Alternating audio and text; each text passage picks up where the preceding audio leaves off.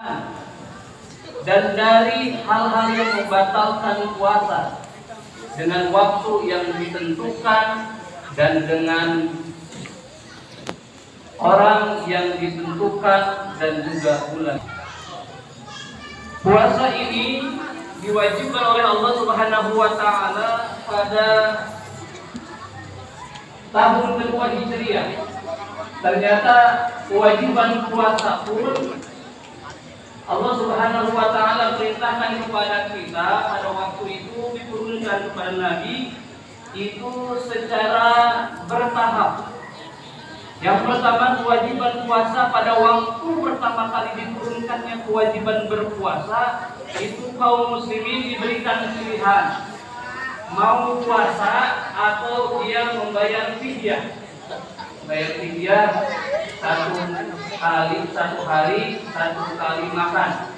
hari makan.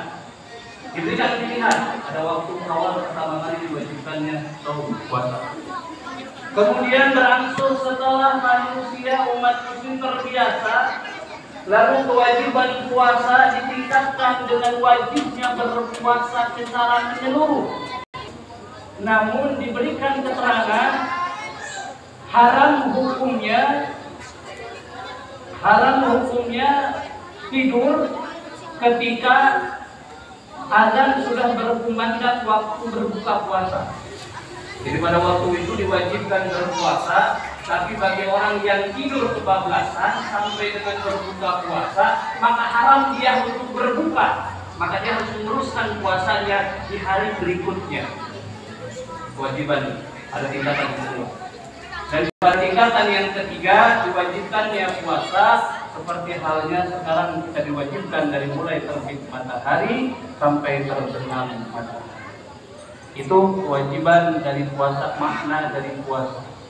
Menahan diri dari hal yang membatalkan. Terlebih lagi makna dari puasa yang sesungguhnya adalah menahan segala macam panca indera kita dari hal-hal yang tidak diperkenankan oleh Allah Subhanahu wa taala, dari yang haram.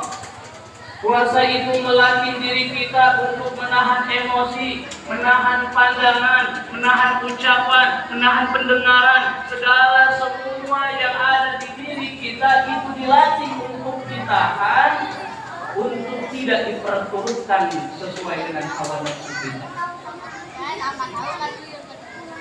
Memang yang namanya setan, yang namanya iblis itu sudah dikerangkeng ketika awal masuk bulan suci Ramadan.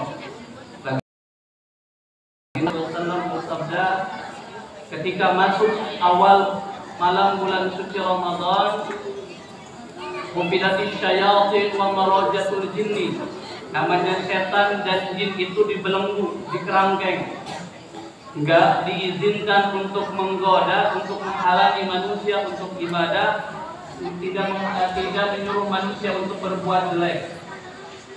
Wa futihatil abwabul jinan, dan Allah buka abwabun nar, dan Allah tutup pintu neraka.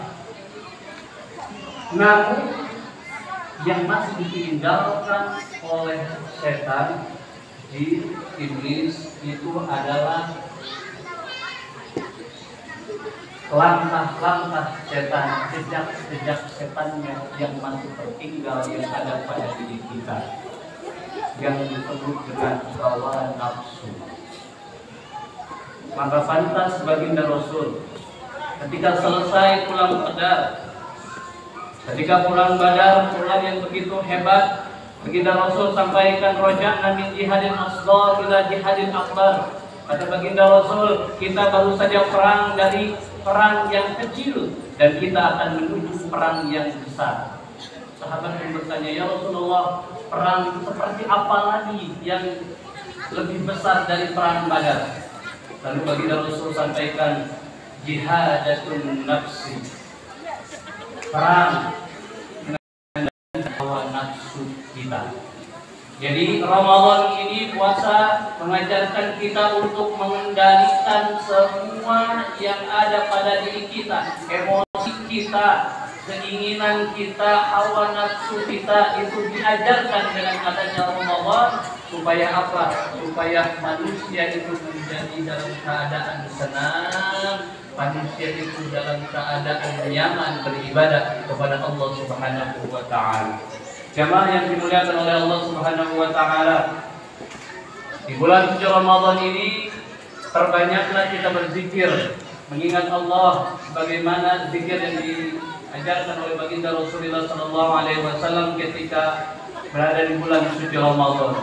Asyhadu an la ilaha illallah, astaghfirullah, as'aluka al-jannah wa a'udzu bika minan nar. Allahumma innaka afuwwun karim, tuhibbul afwa fa'fu anna ya karim. Ya semua jamaah ikuti ucapan saya. Asyhadu an la ilaha illallah, astaghfirullah, as'aluka al-jannah